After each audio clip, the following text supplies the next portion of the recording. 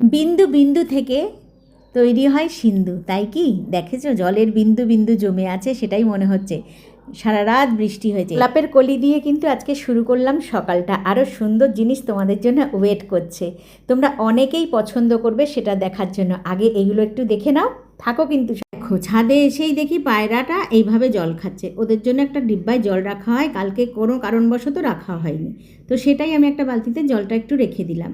এই মৌসুমটা দেখো,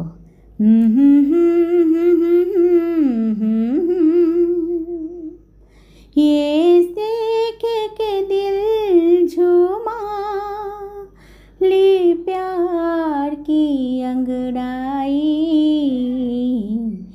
दीवाना हुआ बादल, सावन की घटा छाई, तुझे देख के दिल झूमा ले प्यार की अंगड़ाई, दीवाना हुआ বাদল।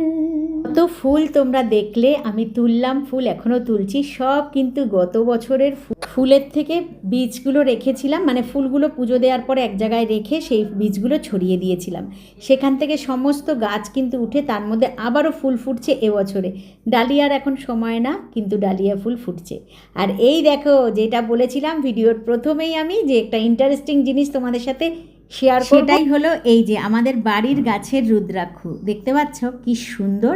দেখো এগুলোকে কিন্তু সব ঘষে মেজে সমস্ত ডলে ডলে পরিষ্কার করা হচ্ছে জলের মধ্যে। এই দেখো কি সুন্দর, এগুলো কিন্তু পাঁচমুখী, জানো?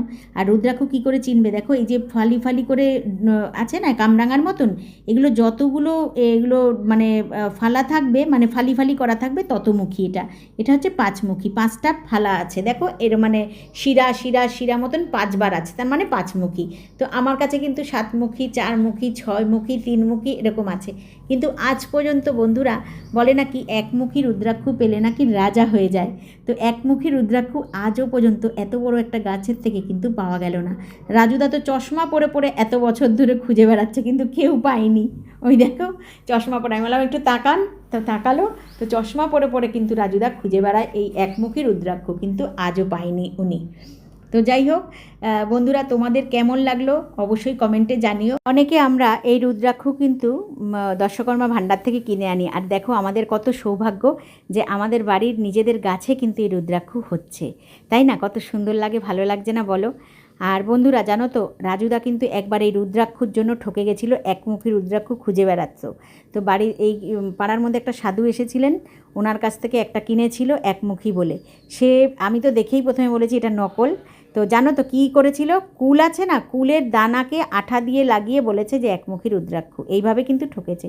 তো বন্ধুরা তোমরা প্লিজ ঠকো না, কিন্তু এইভাবে কিন্তু বিক্রি হয়, জানো তো? তো রুদ্রাক্ষ কী যে করব বুঝতেই পারি না। বাবা একটা হার গেঁথেছেন, আর এই বছরে তো আরও ফলন হচ্ছে, এই দেখো ভর্তি গাছে ফল। কী যে করব বন্ধুরা, তোমাদের জানা থাকলে অবশ্যই একটু কমেন্ট করে জানিও যে এগুলোকে দিয়ে কি করা যায়। আমাদের বাড়িতে থেকে একবার যখন বাবারা সবাই হরিদ্বার গেছিলেন, হরিদ্বারে গিয়ে কিছু রুদ্রাক্ষ, তারপরে আমার জেঠুর বাড়িতে আছে হর্তকি, সমস্ত নিয়ে গিয়ে সবাইকে মানে বিলি করে এসেছিল, জানো তো? তো এখন এগুলো কি করা যায় তোমরা অবশ্যই কমেন্টে জানিও। তো তোমাদের কাছে কেমন লাগলো? আর এগুলো এখন শুকানো হবে, তারপর একটু সর্ষের তেল মাখিয়ে রাখা হবে। বাবা আজকে ব্যাঙ্গালোর যাচ্ছেন, তো কিছু রুদ্রাক্ষ নিয়ে যাবে, ওখানে কাউকে দেবে আর কি, তো চেয়েছে সেজন্য নিয়ে যাবে।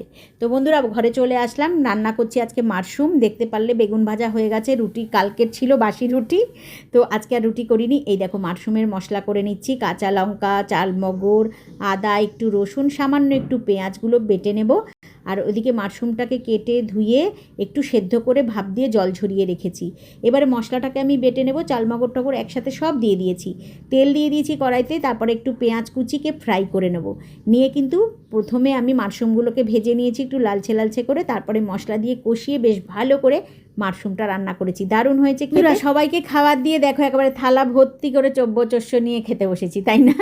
না গো, একটা কলা নিয়েছি, বেগুন ভাজাটা নেবো না ভাবছিলাম, মা বললো নে, আর একটু মাশরুমটা রান্না করেছি, একটু টেস্ট কর। তাই আমি বললাম দুপুরে খাবো, বললো না একটু খেয়ে টেস্ট কর, সেটাই টেস্ট করছি। আর এই দেখো রুদ্রাক্ষগুলো শুকিয়ে গেছে, এবারে এগুলো প্যাকেটিং হবে, কিছু বাড়িতে থাকবে। তো টাটা বন্ধুরা, কেমন লাগলো ভিডিওটা অবশ্যই কমেন্টে জানিও।